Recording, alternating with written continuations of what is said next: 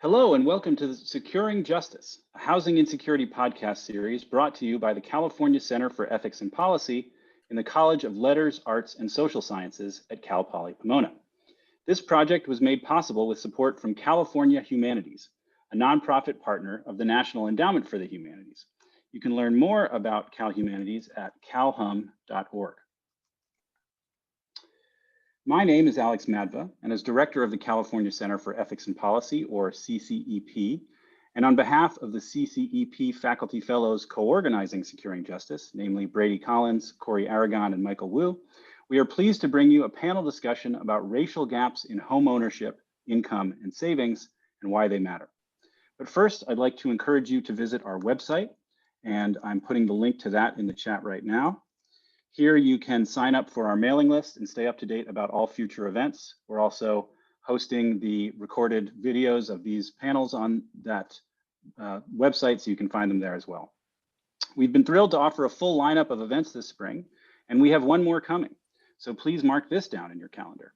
On Friday, May 7th at 1 p.m. Pacific, CPP Professor Anthony Orlando and his colleagues Brian Ahn and Seva Rodnyansky will be presenting The Physical Legacy of Racism, How Redlining Cemented the Modern Built Environment. And you can register at that link right there. And I'm also dropping a link in the chat to a preprint of their paper, if you'd like to check out what they're up to. This event, like all CCEP events, will be open to the public, so please share this invitation widely. Again, today's panel will discuss racial gaps in home ownership, income, and savings, and why they matter, from fair housing to fair savings.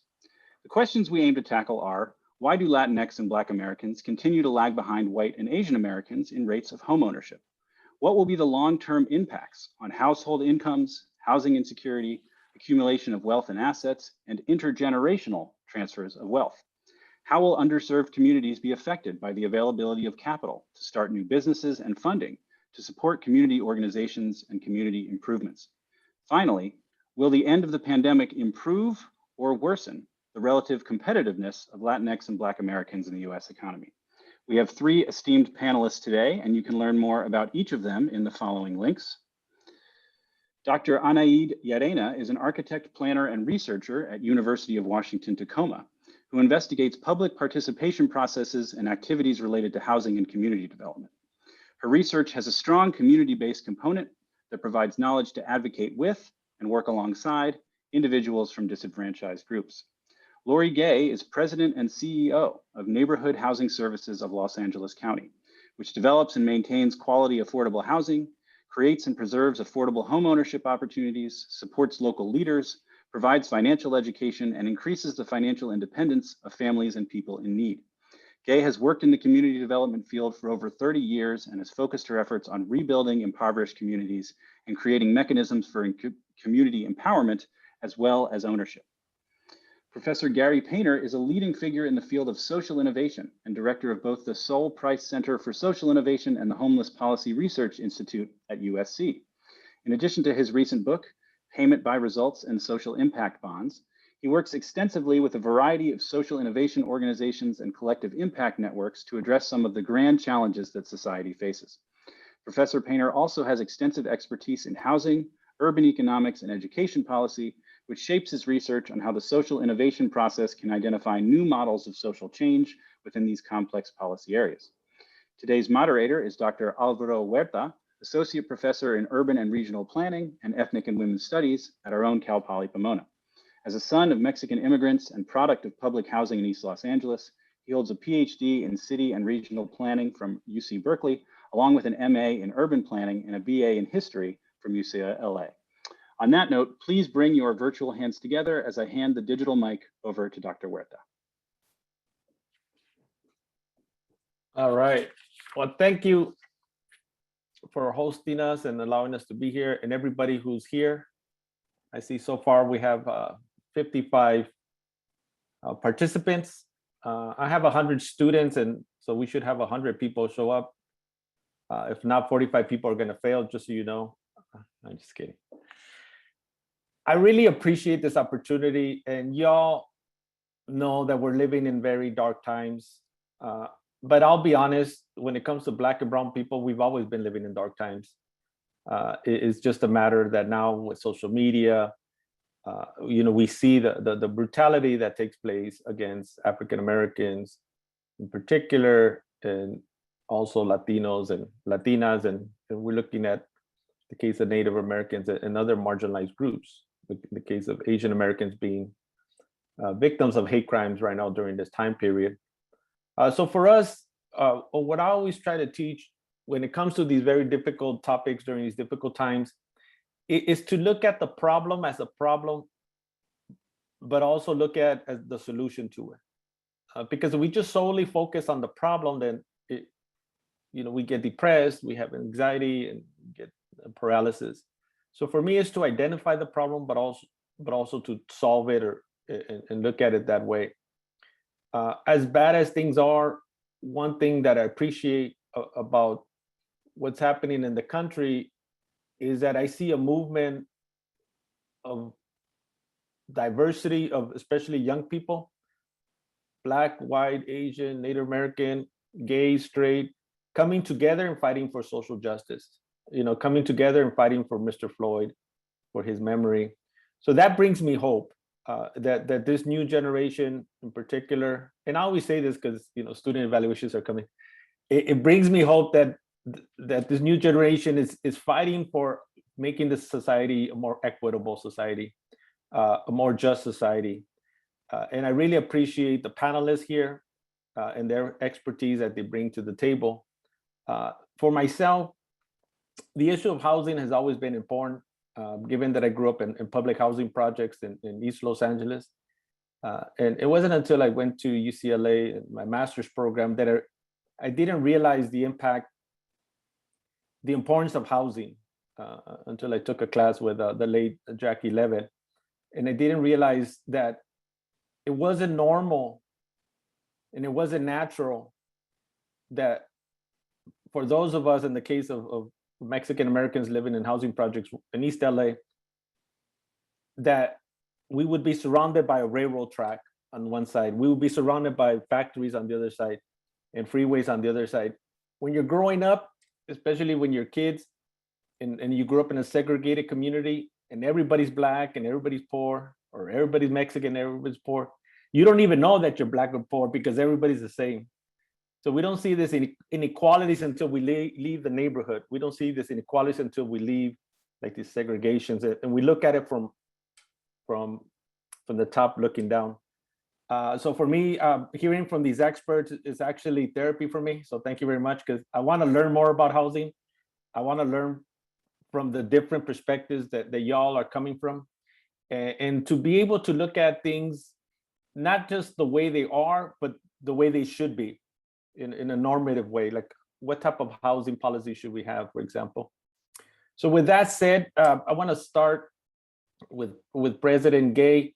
And before we get into statistics and facts and figures, I would like to know from you and then the following panelists, what got you into this type of work? How is it that when you started, was it when you got to the university? I know you have an MBA and other degrees. I'm going to ask you for help with my taxes later, but just on the side. But how is it that you became passionate in what you do? Because I see, when I see you in your talks, you're very passionate and reaching out to helping people, not just Black people, not just brown people, but working class, white people, like all people that you serve in your capacity in the county of Los Angeles. So how is it that you got into this field, and why is it important, for us to study housing and income inequalities in America? Thank you so much, Dr. Huerta. It's a pleasure to be here and to meet each of you. I kind of started, my earliest recollection is age 5. My father pastored for 47 years up in my hometown of Orville. So with the Ville on the end, you about know. We had 5,000 people. He was the only in the town. He was the only Black pastor that lived in the town. And so I was spit on and called out of my name every day till 9th grade, when I told Janice she couldn't call me that name anymore. And it's like yesterday to me. And I still tear up to think about the hatred that people are taught. Now that's right here in California, up above Sacramento near Chico State. So since we have a lot of students on the phone, just understand hatred is real. And even if you haven't directly experienced it, people have been hating for generations. And they hate what's not like them. They hate what's unfamiliar. They hate what they're afraid of. And so to be the only Black in my classrooms until 4th or 5th grade, you know, it was a distinguishing element. Then we became the tokens in town, Dr. Huerta, and we were the special Black people. Guess what? That's hatred too. And it's an unwelcome position. So my recollections are that that hatred fueled fires for me to care for people beyond what they fed me. And thankfully, with parents who love God first, I was able to forgive all the time. And I learned forgiveness at a very young age. And that people are people and stupidity is singular. Sometimes it looks like it's certain people groups, but those stereotypes don't work. And so we had all Black and white schools, and then Latinos were in Gridley. So we didn't see Latino people. Can you imagine that? And Asians were nowhere. And so I just think the people groups as we knew them, Native Americans were nowhere, even though we were on tribal lands in some respect. So it's just been awful a long time, my lifetime. But what I learned is that you could get to individuals and you could get to people and you could care for them and they could care for you. And they may look like anybody. What we shared in common, though, that was a constant was income. When people are poor, they have more things in common than not. And that race did not need to be the thing that led, but economics did. So that's why I went to school for economics and learned how people spend their money, think about money, love money, do with money, you know. And then I got in community development, thank God. So I have passion because I've lived it. I have passion because I know every person has a chance to love, knowing that hatred knows love is the cure. And that challenge is what drives me every day, Dr. Huerta. And it's been a privilege to serve. It's an honor to care for people. And I still get spit on in business. We know that. Systemic racism is spit. These are not nice things. And so we need to rid ourselves of these ills in our society, and we can. And there's never been a better time than today, right? Never a better time than now for us to talk about having courageous conversations around making people uncomfortable. I'll stop there. Good trouble, right? Good Yeah. trouble. Good trouble. When I heard that saying, I've been making good trouble all my life. Absolutely. So Dr. Llerena, take it away. Like Johnny Canales, take it away. Thank you. Thank you so much, Lori, for starting us off. And thank you, Dr. Huerta. I'd like to start by acknowledging that I'm joining you from the unceded territory of the Coast Salish people. In particular, or specifically, I am on the traditional lands of the Puyallup tribe. As we gather virtually, I also want to acknowledge the lands of the Muckleshoot, Nisqually, Suquamish, Snohomish, Sammamish, Duwamish, and all the traditional lands on which we, all of us united here today, live, work. I want to acknowledge the histories of dispossession and forced removal and reflect on this history in ways that honor the memory of those dispossessed and keep us committed to the cause of social justice for the indigenous populations. And the way that I came to housing is actually generations before me. I know the most about the history of the generation right before me. Both grandparents on my mother's side were builders, and they cared about creating shelter. They cared about creating shelter for their family, and that became their contribution to society. And I didn't know that I was going to follow in their footsteps until I was just about to make the decision about what to study in college, and having had the privilege of many options available to me as far as choices for what I wanted to do, I realized that my passion was in design and architecture. And that's how I started. That was in some ways step one of my agency, my taking agency over my role in the discussion today. Yet, of course, the foundation for that moment came through the decisions and support that my family and and community, in the community, many communities in which I was welcomed and that I lived in, set for me to get to that moment. And when I immigrated to that, so this happened in Mexico. I was born in Mexico, and when I came to the United States for the second time in my life after having finished my architecture degree, I became interested in, well, as a practitioner, I became interested in understanding the rules of the game, the rules of engagement in the United States. Now, I would say I was interested in better understanding the way the settler state works so that I could work against it. And that's how I came across planning. That's how I came to regional and urban planning at the University of California, Irvine. And there is where I joined my interest for design and providing shelter with my understanding and commitment to social issues. And so the nexus of those two areas for me is the need for shelter, the basic human need of sheltering individuals. And I would say, rather than having achieved a lot of hope and excitement in my master's degree, it led me to, it was a reckoning for me of how much work was left to be done and how problematic the current settler state is for the survival and sustainability of humanity.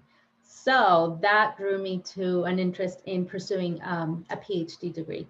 And I will not continue like down the story, but like just to get you, like that's how I got started down this path. And I'm very happy to be here today. That sounds great. We don't want you to live the trauma of the PhD. That's another therapy session. Professor Painter. Well, thank you for having me here, and just really feel privileged to be with all my colleagues on this panel. It's fun to hear people's stories and how journeys bring you to this point, whether it's talking about the research that you do or the passion and the impact that you have as you work in community. For me, as Lori mentioned, starts early in my age. My grandfather, who I called Papa, was a sharecropper in southeastern Kentucky, in the poorest county in the U.S., still the poorest county in the U.S. Him and my granny, they were both really smart people, never graduated high school, never had it was just a story of the poor landless farmer. And so to them, there was a lot of availability of government programs and so forth.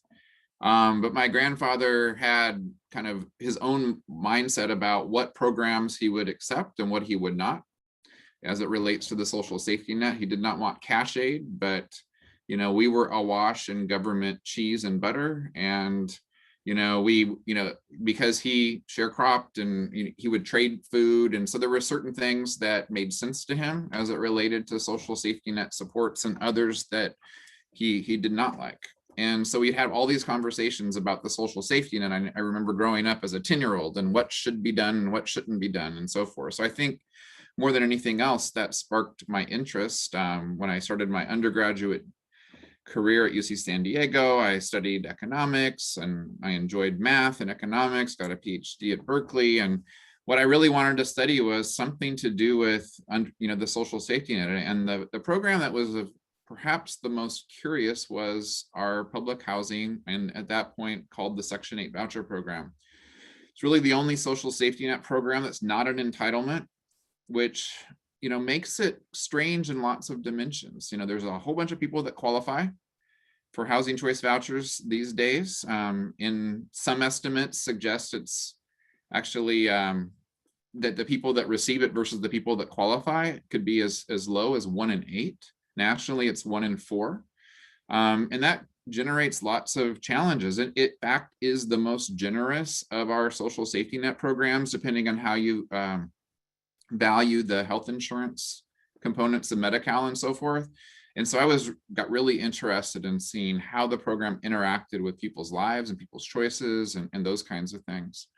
After my dissertation, when I started my career here at USC, it was also kind of the time there during the Clinton administration and the Bush administration, before and after, where there was a growing push for access to homeownership, recognizing that there were very large gaps in homeownership by race, certainly part of the subject of today's talk.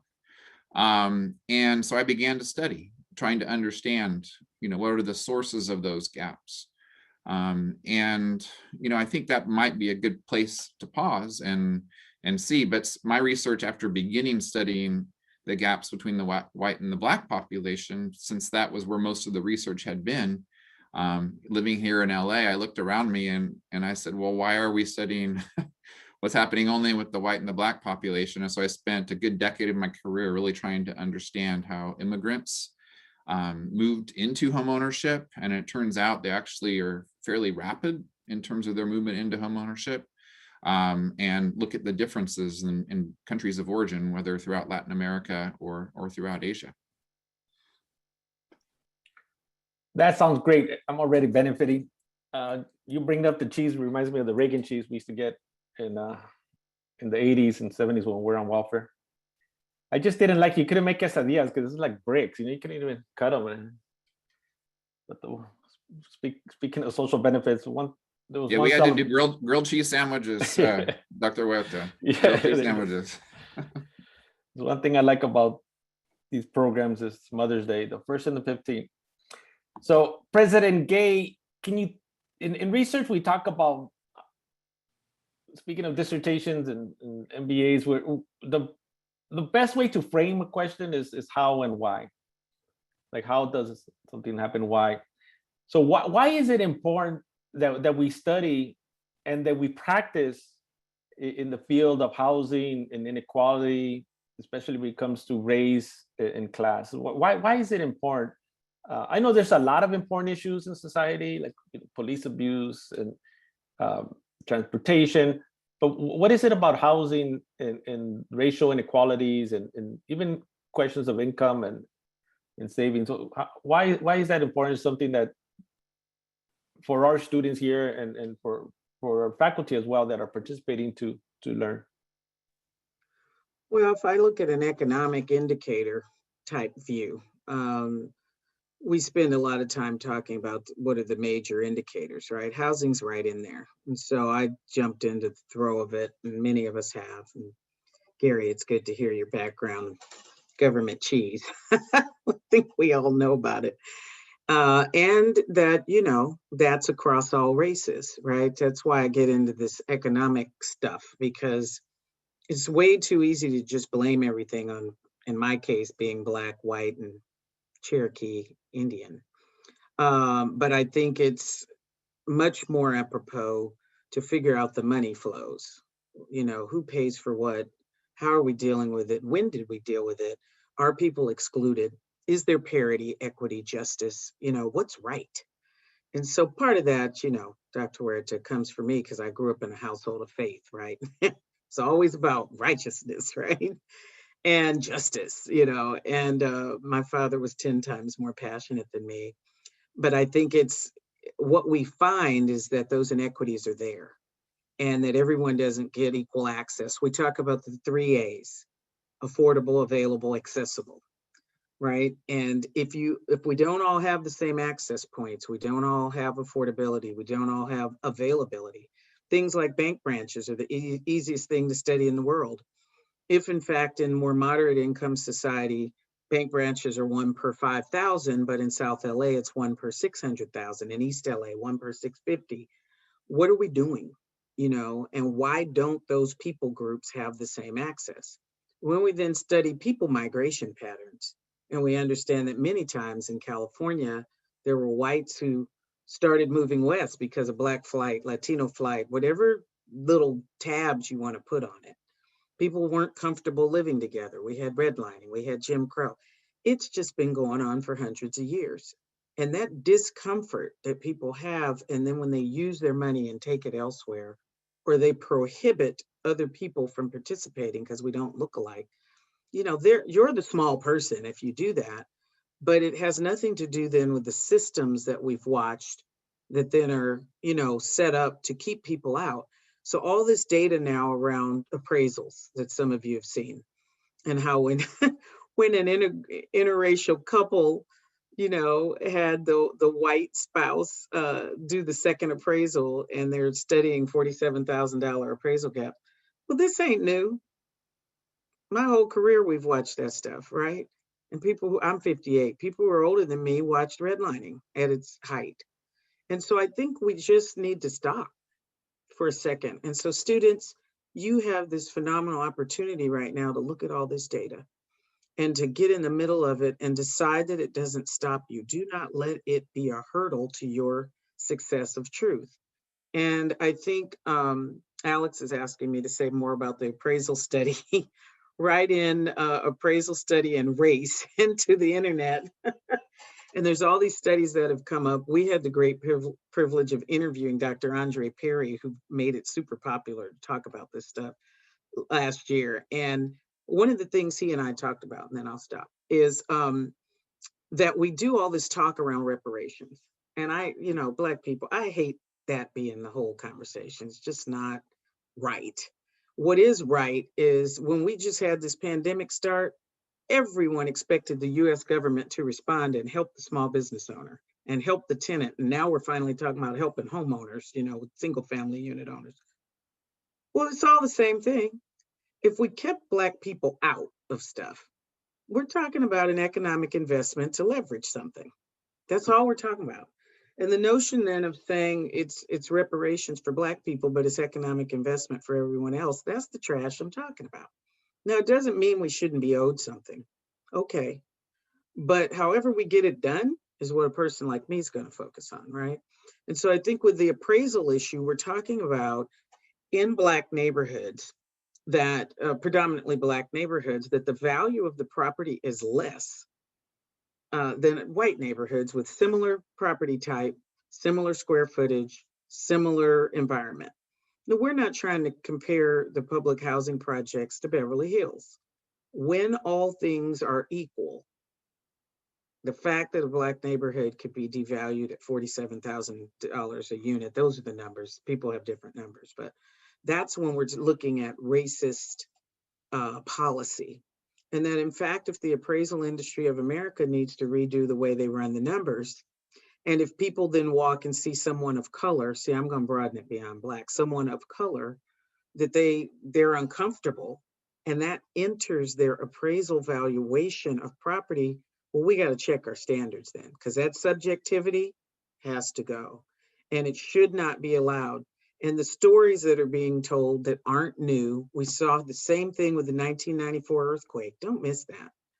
But the stories that are being told where when we switch the people and we take Black pictures off the wall and leave the white pictures up in a home, and then the appraisal value comes out, you know, $50,000 more, you got a little challenge there. And I think that those things, us highlighting them, will help us do those conversations I mentioned earlier around making people uncomfortable, so that we get a better outcome toward access, toward affordability, toward availability. Thank you, President Gay. I really appreciate how you break it down in a way that those of us who are not part of that field can understand, and to demystify the whole process and break it down the way you do. I really appreciate that, and I'm sure our participants do as well. Professor Llerena, your take, and feel free to also engage in commentary or response to any other comments of the brilliant panelists that we have here present today. Absolutely. Thank you so much for the invitation. And thank you, Lori, for starting us off in such a directly applied and clearly impactful space of current practices of appraisal that make such a big impact on everything related to housing. And my take on the question of why this is important is going to take us like broader. Rather than the specific, I go broader and look at this as the humanitarian crisis that is caused by the presence of unsheltered and precariously sheltered individuals anywhere in the world, which I argue requires that we broaden the scope of our efforts. And by efforts, I mean our advocacy, our research, our education, our policy, and our practice. The status quo is not supporting everyone. It actually is supporting only the privileged few across the spectrum of social identities, whether we're talking about race, ethnicity, indigenous tribal sovereignty, age, sexual orientation, physical, emotional, and psychological well-being, immigration status, gendered identity. That's just to name a few. And so my role, and as I start this conversation with you all, I wish to point out that the responses to address this issue is that in order to make progress, we need to be thinking about all people groups' needs, and that we address every disenfranchised group's needs, and that we work in solidarity with and as co-conspirators of Black, African American, Latino, Latinx, and Hispanic brothers and sisters, that as we do that, that we include every other oppressed group in our approaches. So that's why and I think it's important, again, because I elevate it to the level of a humanitarian crisis of not meeting a basic human need. Like we say in East LA, muchas gracias. Professor Painter, same question. And feel free to change the question or to add, go different directions. Well, I guess, and I may not be answering the question that was posed as much as just something that I've been thinking a lot about it as it relates to these issues, which can have policy solutions that could be reparations in part, but it could also be a set of structures that shift so that people actually can have, as I'm not going to get all the 4 A's right, Lori, but from access to affordability and the others. But I think what we see right now is one of the main drivers in the lack of access to housing, to neighborhoods, et cetera, is really embedded in the racial wealth gap. The racial wealth gap back when I started my academic career 25 years ago was roughly, the median white household had 6 times the wealth of a median Black household, for instance. Right now, the Brookings report just put out a report that said that the average white household has $171,000 in wealth, and the average Black household 17. So it's a 10 times gap. I think that gap is clearly a consequence and has compounded this consequence of systematic racism, starting with, if we just talk about housing, which we could talk about today, and not talk about the labor market or anything else, we can talk about what happened with redlining of neighborhoods, and we can go really deep on that. And I have PhD students who are working on that, and we note actually that 1/3 of the redline neighborhoods were redlined just because there were immigrants in them, and there were no Black people, and half had some Black people or only Black people in them as the reason, and 10% were redlined for other reasons. But we're seeing that has different consequences over time as it relates to segregation and also to home values, as Lori pointed out with the appraisal, and just the way that people value things. But this racial wealth gap is a consequence of, again, the opportunity to get into housing early and so forth over time. And we can talk about that. I think it's important just to lay on the table some of the data that, for instance, the homeownership gap has been remarkably persistent between the white population and the Black population. In 1960, it was 27%. In kind of right around 2000, it kind of shrunk to its lowest level in a while. It kind of vacillates. It was even slightly lower than that. As of 2019, we're back over 30%. It's clear that our sets of policies are not sufficient to address racial equity and to address the really the rhetoric of the American dream, the Constitution, etc. And so that means that we have to reassess how we've gone about the work that we've done. And so that it means that, you know, some of our programs that have been entirely focused on kind of the individual and kind of then hoped that the individual would react to that program in a particular way, and then that would lead to opportunity and success. I think it shows that, you know, really 50 years of that sort of an approach needs to be completely rethought. And so we have to move up a level, at least 1 or 2 levels, to really think about what are the systems in place that prevent, you know, the kind of individual policies, for instance, to work like we might hope they do.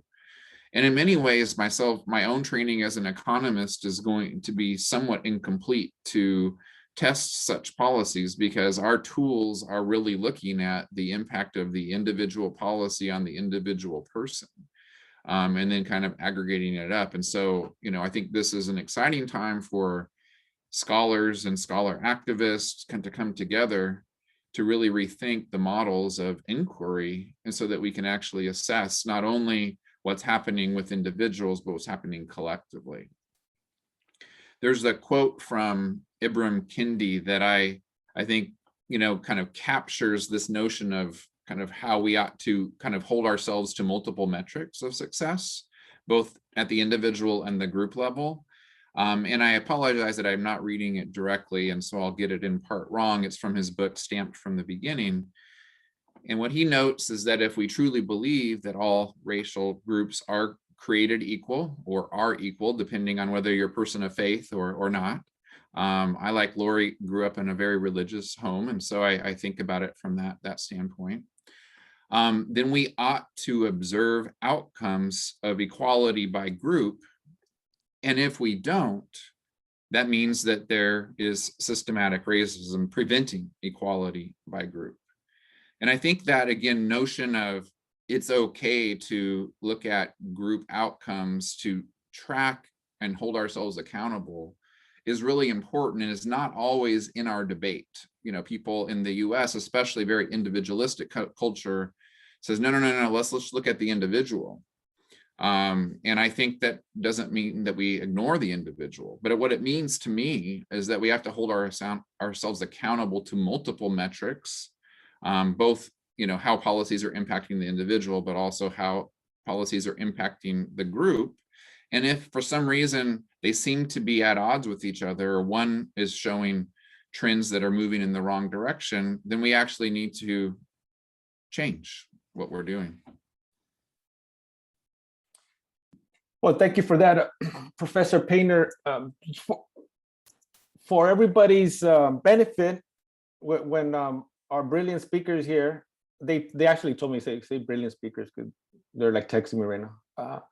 Distinguished speakers talk about redlining. What they're referring to is this policy and practice during the New Deal, during FDR, the greatest Democrat of all time, outside of Obama, the most progressive, where within his policies, the housing acts, actually there was 2 New Deals.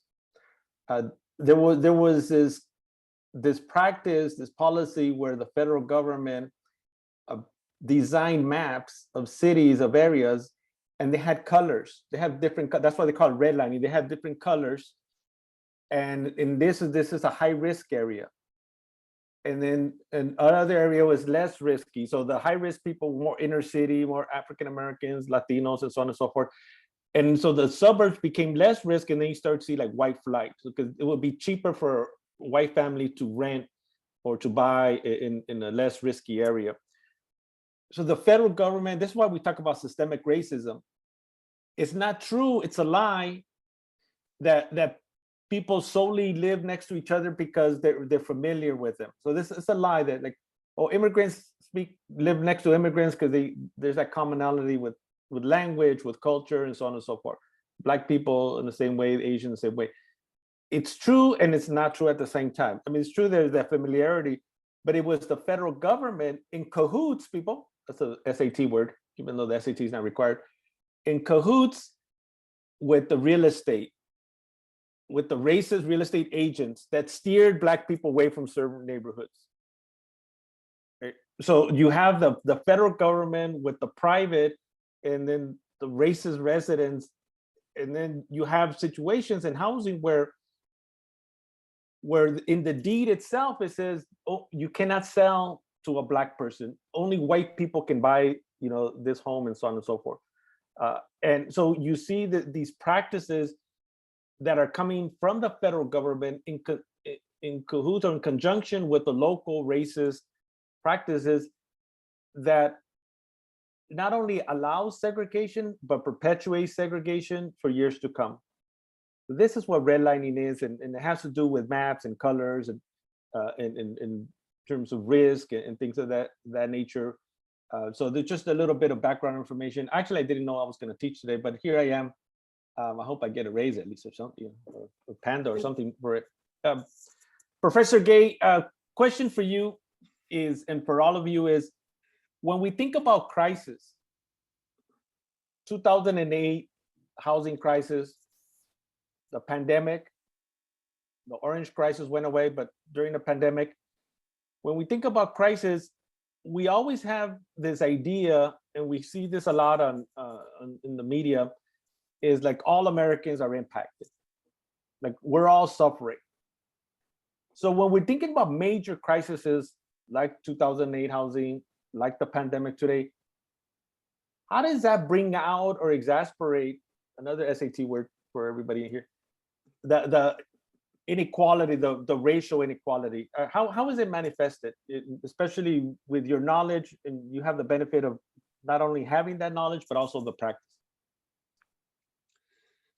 Thank you. I keep laughing because you have these titles for me I'm not used to. President Gay, Professor Gay.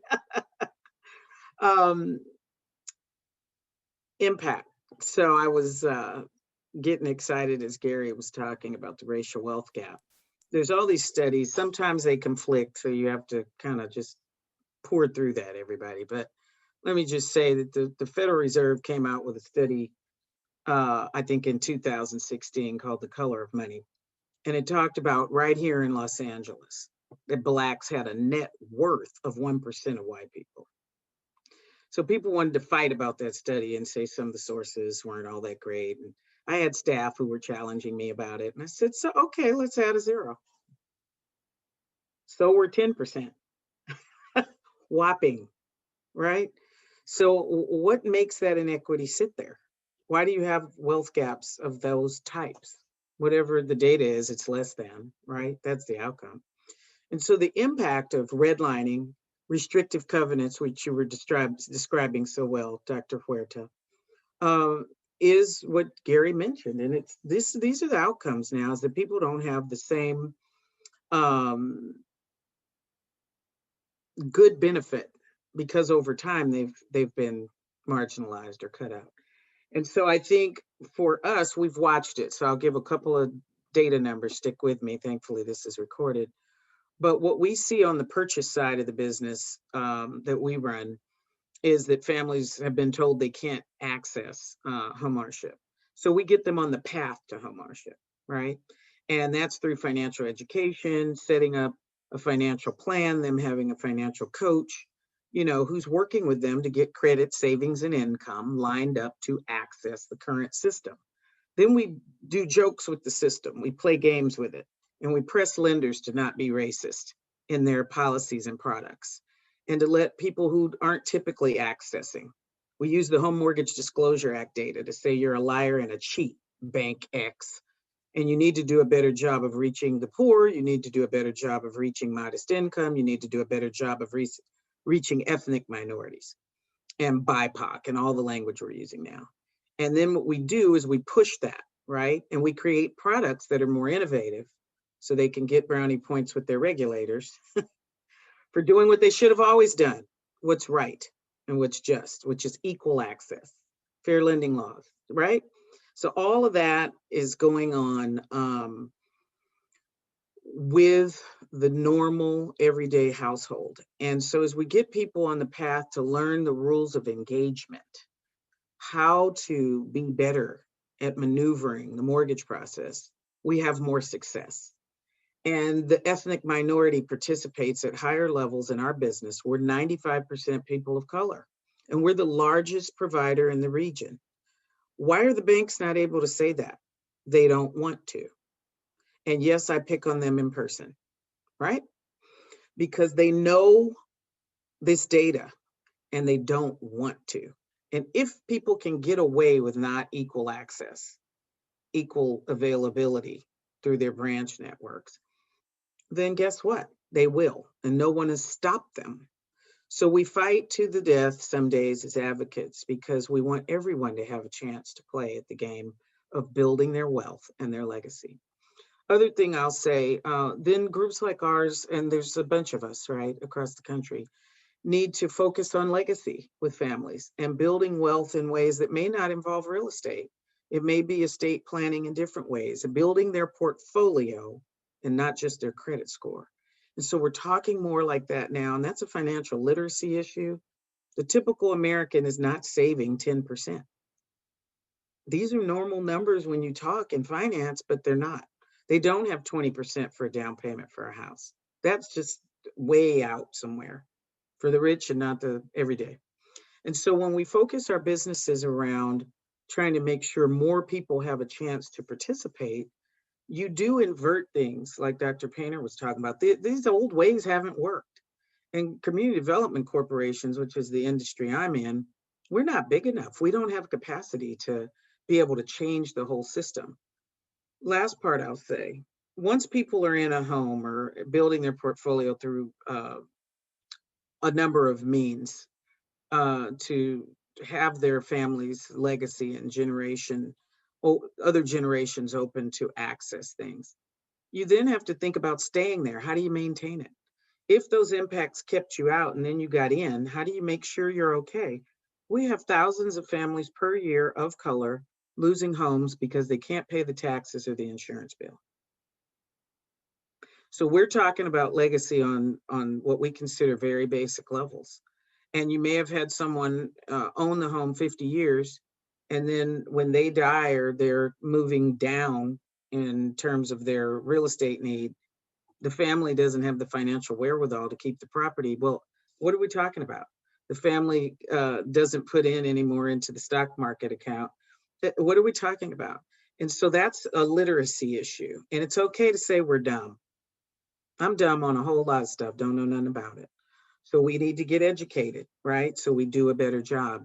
And I think in many households, these are things that are considered awkward and it's not talked about. And we're busy watching television and laughing and giggling, but you don't own your home. Let me just let that simmer a minute. Everyone should have access. If they don't want it, let me talk about Black people for a minute, and you have a rentership society, then at least do a good job at it. And so what we discovered post-foreclosure, Dr. Huerta, is that young Blacks, particularly millennials, did not value homeownership in the same way as their parents and their grandparents did. And what we needed to do was change that. And NHS watched its business beyond loss. Lots of Black people lost their homes. We watched the Buppy say they'd rather live in Santa Monica as a renter, nicer community, right? They weren't interested in the Crenshaw home, the South LA, east of Western by the freeway, all that. They didn't want to live by the 110. That wasn't good enough. Well, look, dummy, at least own it and rent it out then.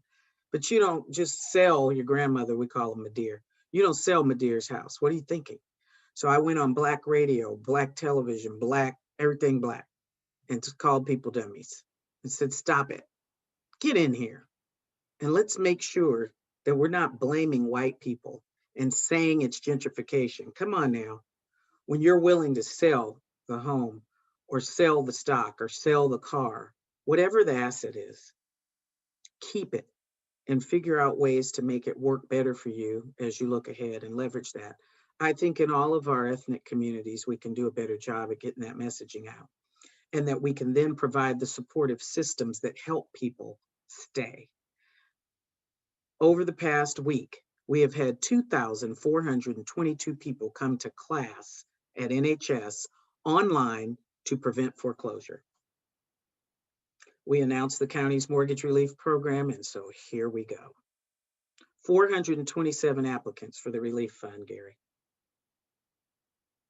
in 7 days. You think we don't have a problem? Hopefully before we get off this line today, I can show you our homeowner vulnerability index. It's all red, Dr. Huerta, in the middle of the city. So we have some work to do. We can get people in, but can they stay? We can tell people the access points to building their wealth portfolio. Will they be able to sustain it? I think these are the hard conversations now. And it's okay to say we're dumb and we need some help. And then we get in here. I will not ever be on record for blaming white people for everything. I do think that there's been a lot of systems that have been crazy. And sometimes it's looked all white, right? In terms of who's managing to it. But we have our own responsibility. And we can push back now more than ever. And so I want to encourage that. Well, thank you, Professor Gay.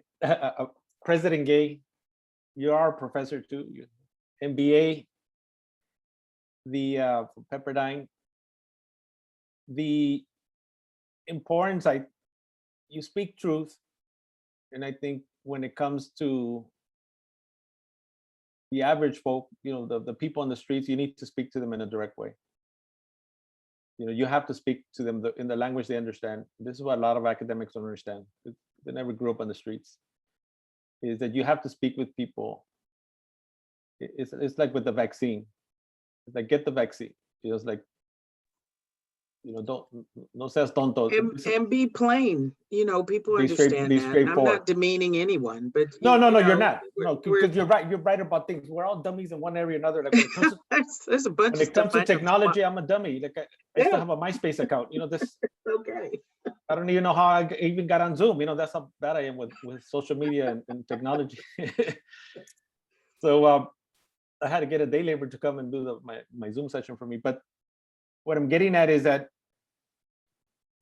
when we have these ideas up here, they're no good if they don't translate to the average folk. And we're not just talking about Black and brown people. We're talking about white folk too. In terms of the average American didn't go to the university. We're talking about people that graduated high school or GED or not.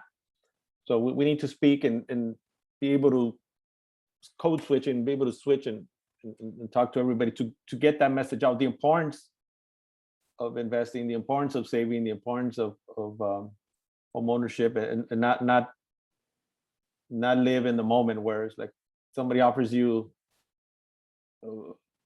money and then you're going to take it.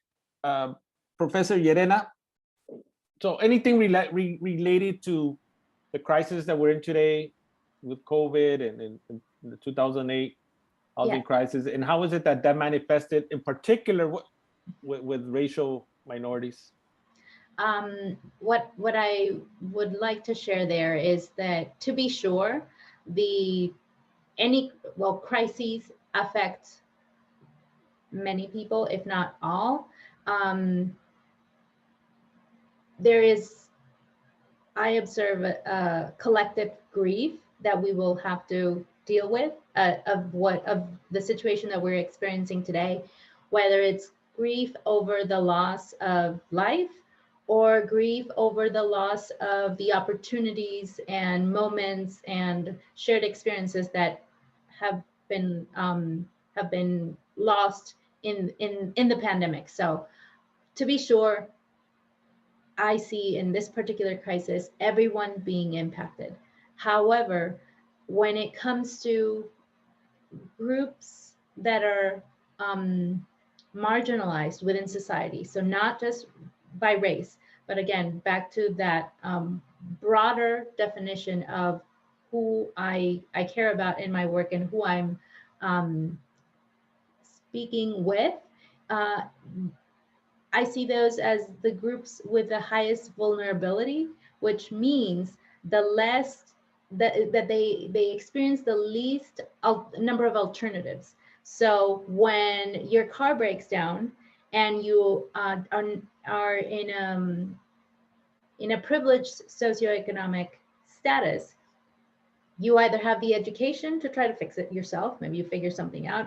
You could have the income that allows you to, hail a cab or order an Uber, or you have the social network that allows you, due to your profession, that allows you to reach out to somebody to come pick you up, right? And so you have all these alternatives to deal with this, the situation, the crisis in the moment that your car broke down.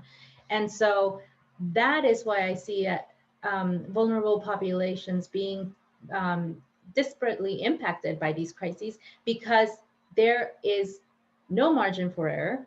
There's no room. The alternatives are limited in those circumstances, and so it does have this disproportionate impact in vulnerable groups.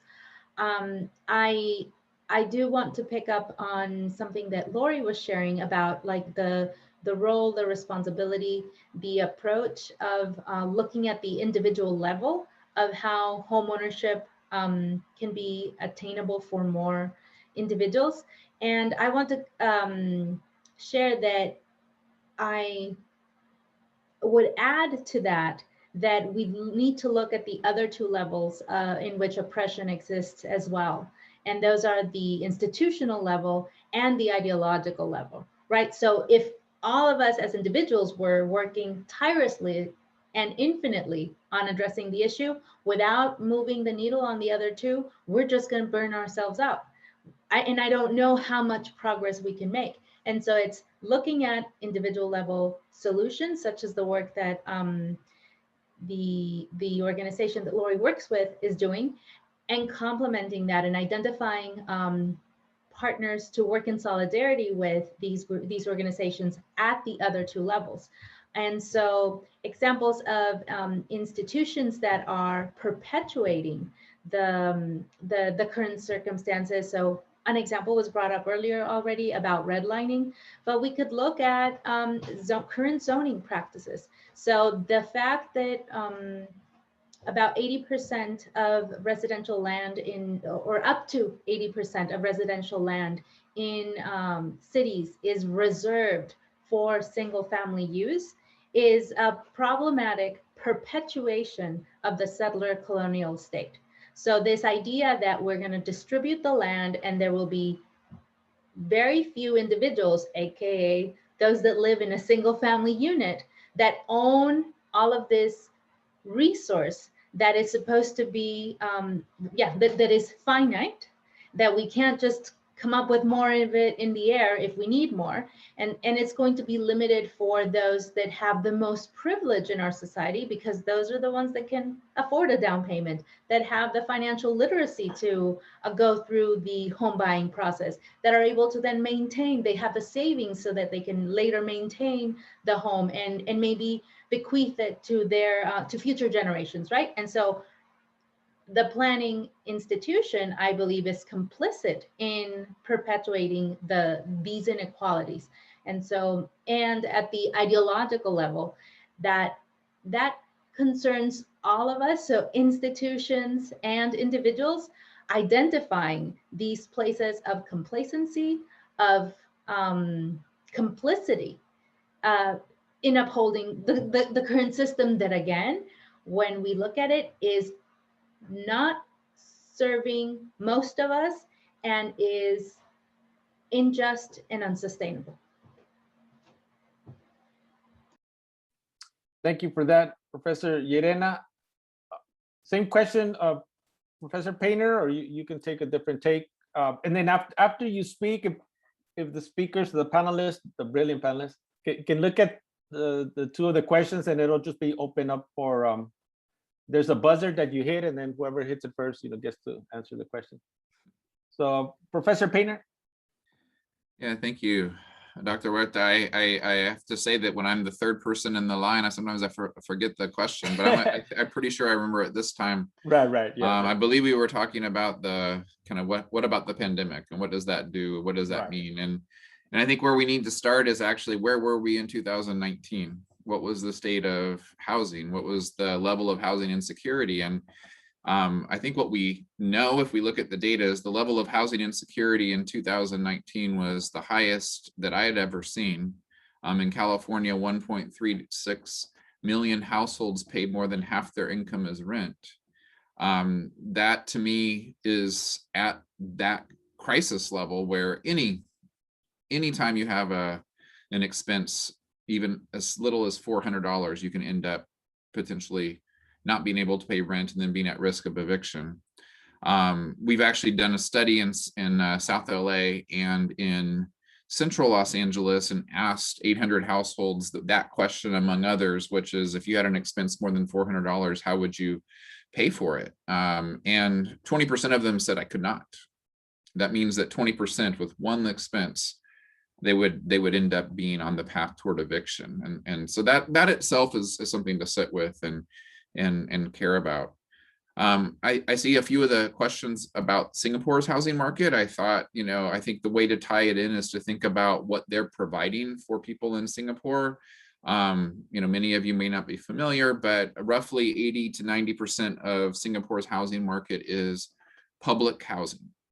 This public housing is intricately tied into people's pension plans and their work history and their access there, but people don't have to worry about living on the streets. They don't have to worry about falling out. And so to that end, that's part of just living, is that they have stable housing. It may not be the housing that you necessarily want it to be. There's certain rules and regulations that I think people bristle with respect to looking at the housing market in Singapore. For instance, all of their buildings have actually racial quotas attached to them, where you have a certain percentage of the Malay population, native Singaporeans, Chinese population, and Indian population and other that needs to be maintained, because they believe that proximity will lead to more integration. And some people may like that, some people may not. But I think the important part there, and what we don't have here in Los Angeles and California and the nation, is that we don't actually have a hope of housing and stability for so many people who qualify for housing assistance that just can't get it. The waiting lists are too long. They'll have to wait 5 years to 10 years in almost every case. And so I think understanding what can be done to improve housing instability, we need to actually address, rethinking how we provide that assistance. Now, certainly the Biden administration, in some of the kind of American Rescue Plans kind of things that were attached to the tax code, which were one time but could be permanent, around child tax credits and so forth, are a kind of backwards way of getting at some protections for families that then could support people in their homes. But the pandemic was not equally felt by everyone. And if you don't mind, I'll just share one slide from some work that my partner at USC, Manuel Pastor, who runs the Equity Research Center, put together. And I think what was really interesting in terms of identifying folks who were going to be at risk during the pandemic was that there was 2 layers of risk. There were the layer of risk that you might be exposed to the virus, and there was the layer of risk that your job might not be essential, and so you could lose it. And I think what's important to see here, if you look at that red category, these are the essential jobs, higher risk, meaning that you're going to be exposed to the virus. And that means that, immigrant families, Latino households, Native Hawaiian, Pacific Islander households, even higher numbers, like 38% of this particular group, Native American, Pacific Islander immigrants, were in those high-risk jobs. It is not surprising then that the COVID case rate and the death rates among the exact kind of lined up exactly with essential work. It didn't have to do with different cultural norms. It didn't have to do with anything. It had to do exactly with, were you exposed? And then you have this other kind of category in between. These are the folks who might be at risk of losing their jobs, right? Whereas over here, the lower risk jobs and so forth, there was more flexibility. And so when we're thinking about kind of where we need to recover, we don't want to recover to where we were in 2019, where, like I said, more than 1 million households are paying more than half their income as rent. And in Los Angeles, it was somewhere around 800,000. mean, that you can't recover to that and then have that many people who are at risk of eviction at any point in time with one $400 expense. And we have to address the fact that there were a lot of people who have now experienced tremendous loss because of the virus and personal loss. And then there's another large number of people who have experienced job loss. So I would just kind of help think, collectively, we need to orient ourselves to where we need to go, not do, is it not, and it's kind of hard to say this, like we like to use the word recovery, like recovery to back to where we were in 2019 is just not acceptable. We have to plot a new future, and that new future means one that, the kinds of policies that were in place in 2019 need to be shifted, as we talked about before. Thank you, Professor Painter. We can't go through a webinar without a slide, so that really made me feel like I was an actual webinar versus a group therapy. Now that we're all kinship here, we have the same roots. So President Gay, can you look at some of the questions and kind of address them, and then related to the question of like, well, as we're wrapping this up, because happy hour is going to start at 2:30 and I need to run. Can you look at it in terms of like some of the solutions and looking at some of the questions, and you don't necessarily have to answer them exactly, but some of the solutions that you propose to deal with these racial income inequities in America or even in LA to keep it more local? So Alex reminded me I wanted to share yet a quick slide. Let me see if I can All right, do there it. you go. 2 slides. It's a bonus. That's 2 slides, and you'll tell me if you can see it, right? This is the Homeowner Vulnerability Index that we created in conjunction with UCLA Center for Neighborhood Knowledge, and we overlaid the Pulse survey with notice of sale, notice of default, etc. And we're updating it now through March of this year, but you can see how red the central city is, as I talked about earlier. And this is the 405 freeway on your left, right in here, and the 110, right? And so you get a sense of just the challenge. And I think that what we know is that the west side of the city is going to do a little better. They have more resources, right? And this is a countywide map. So we tried to study it for all homeowners, and then we broke it down by race. Blacks were, of course, leading with 47% vulnerability, but Latinos were at 46%. And so this is the 1 to 20 unit property owners. And when you break it down then into more unit segments, it just gets worse, not better. So I think what Gary was just saying relative to all of the pieces of the pandemic, we need a new future. And this is so much bigger than some called it the Great Recession, the last foreclosure crisis. And we saw, like 30% of California, I think was a number they were giving us again recently to look backward, was at risk. Now we know 2019, even worse. And so the supply and demand piece, all the economic students on the phone, right? We haven't been building enough for some time. So we need to build more. And I'm grateful that there are a number of coalitions throughout the state of California that are talking about that.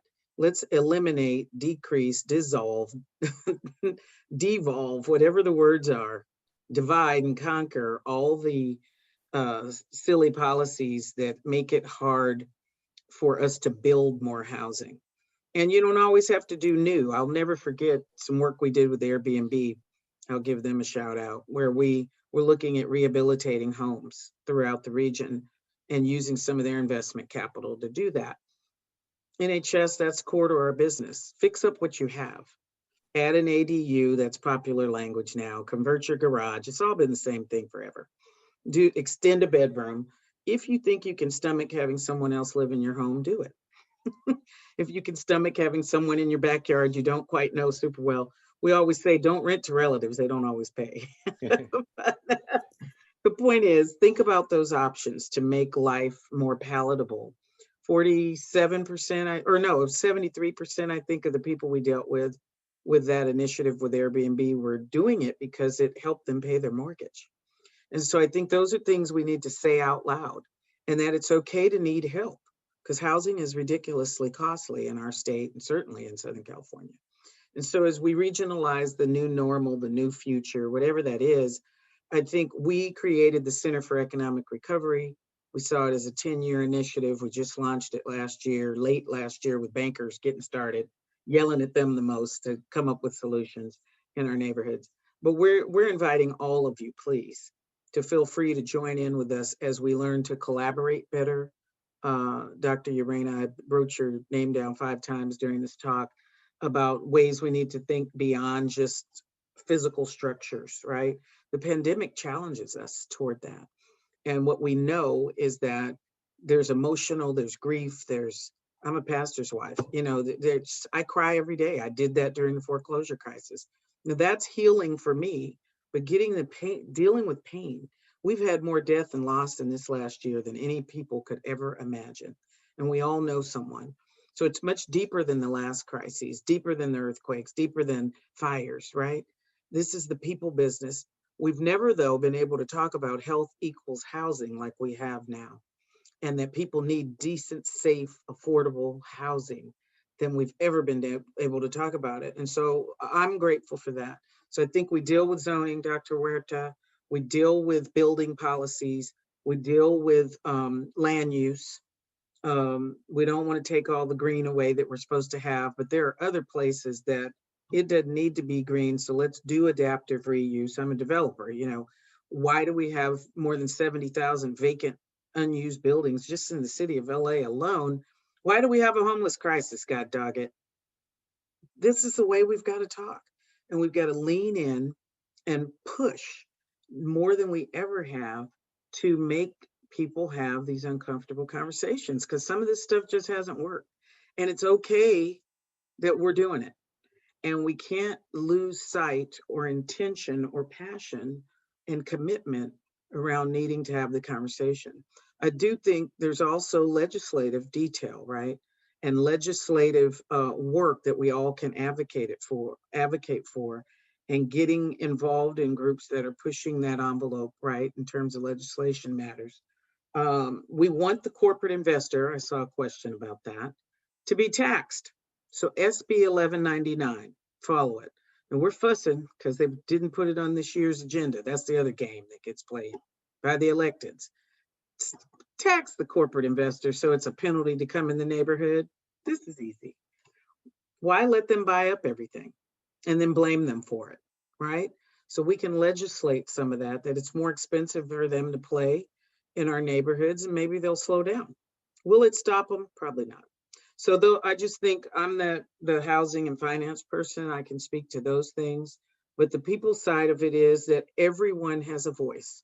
Yes, you voice with your vote, but you can also voice with joining in with now advocacy and legislative movements that push the envelope to make change last for the long run. And I think when groups like ours own properties that had restrictive covenants, that's a scary thing. You should see some of the deeds of trust we have to look at. So you still got to deal with the people part, Dr. Urena. You're completely correct. I applaud you for saying it. And I think that this call, right, gives us a chance to get activated. And so I want to encourage that of all of us today as we leave. Thank you, President Gay. Actually, the reason I keep calling you Professor Gay is because I want you to teach a class at our college.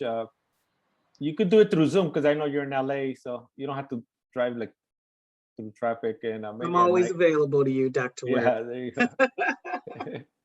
So before we wrap up, I want to give before Dr. Urena and Dr. Payne, just one solution that they recommend. I just want to make sure, thank people like Professor Michael Wu, who actually invited me, and we've known each other for a long time. And also he reminded me that the author of Color of Wealth is with us here in participating. So I'm really grateful about that. And once Professor Painter speaks, after Professor Urena, we'll have Professor Madva give us closing comments. in terms of, wrapping it up, because we want to respect, people's time, the panelists' time. We're ending at 2:30. So Professor Llerena, take it away. Thank you. And yes, I have been keeping track of the awesome questions that are being posted.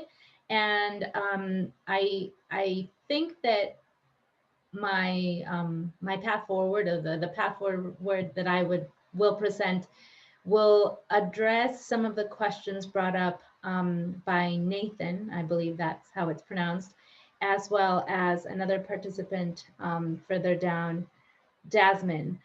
So this notion of like what to do and related to income inequality and the relationship to or the impact it has in our ability to become and or remain sheltered.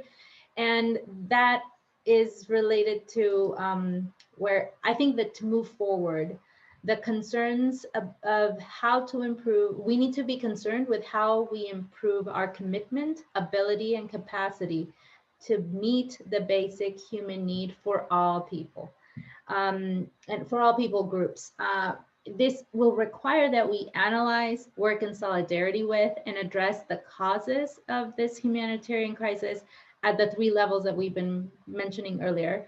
And the one that I would like to close with is, so what can be done at the ideological level? And at the ideological level, I think that there's 2 main concerns. One of them is the decommodification of housing. So revisiting the use value that we think housing has, from it's my investment, it's the wealth that I'm going to pass on to my children or to generations to come, or the sometimes it's even associated with status and self-worth and value within society, to more to the social value it has. So like how being sheltered contributes to the health of a society, and related to that conversation that it has been started and is picking up on, like that direct link between being a healthy society, broadly speaking, and having people sheltered, well, rather than unsheltered. And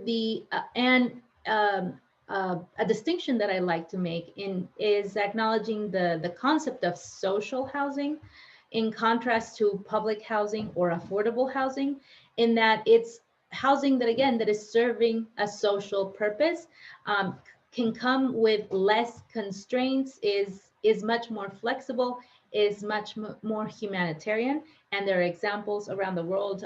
One that I'm most familiar with is in Austria, in Vienna. I encourage you to again, consider contrasting those approaches to shelter.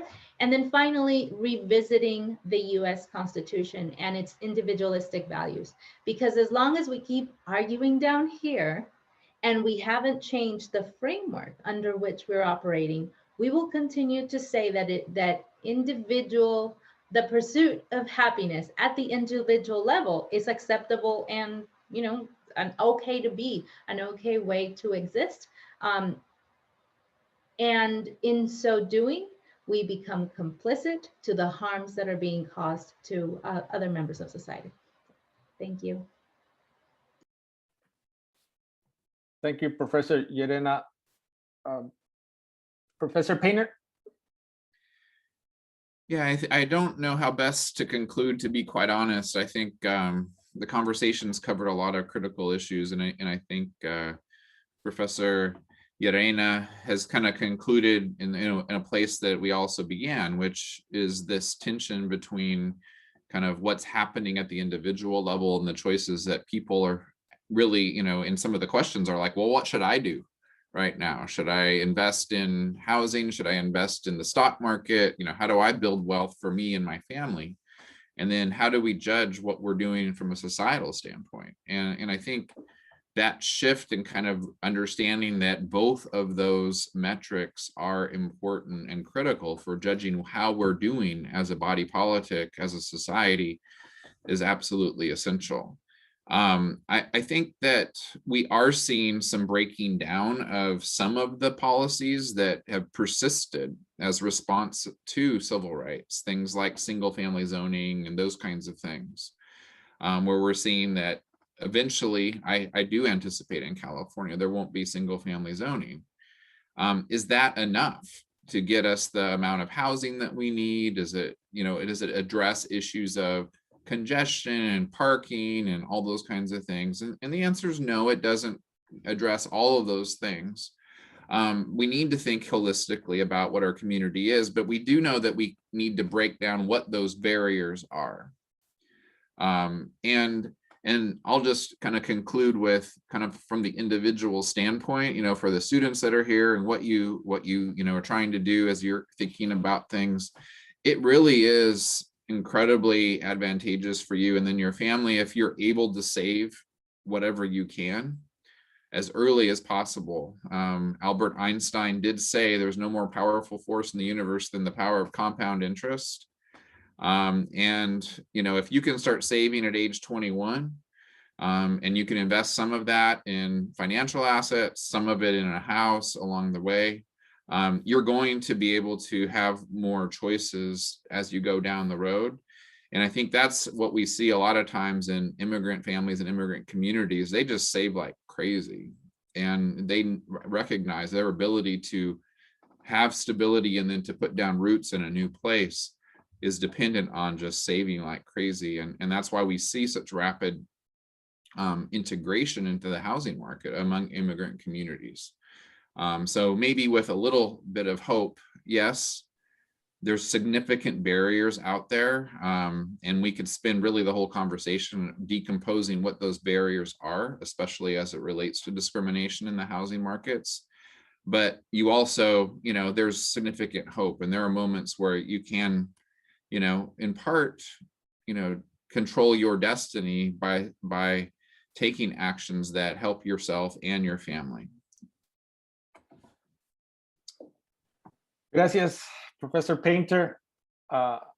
This is a very informative webinar, very knowledgeable panel. There was someone asked about students in terms of some solutions to our students. And I would just say this: one, Biden and my cousin Kamala, they have to abolish all student loans. None of this $10,000, no, just wipe the whole thing. And I'm saying this because I have student loans still, and I'm paying for my son's student. He goes to Amherst, so that's a lot of money, like $80,000 a year. So it's just giving me anxiety thinking about it. Abolish all student loans. And like my Theo Bernie says, I believe that the university should be free. All of these baby boomer congressmen, they're all like a millionaires club. When they went to the university, it was like 50 cents a quarter a semester. It was free. It was practically free. Like going to UCLA in 1970 was like $1 a unit. Like when I went to UCLA in 1985, I started when I was 7, so you all know I was a child prodigy. I started UCLA.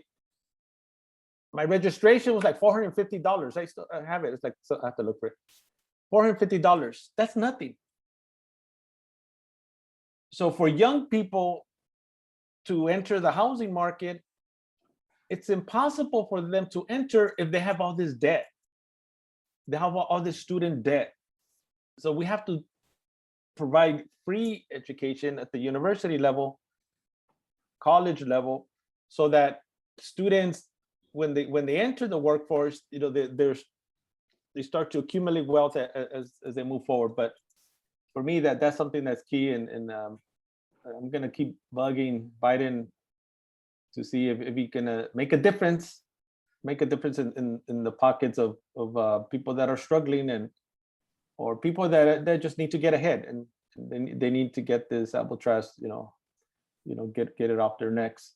So with that, I feel that it's important that we all come together and we appreciate our speakers, but we also appreciate the fact that we have a lot of people in the audience that are asking excellent questions, and are looking forward to a more equitable and just a society.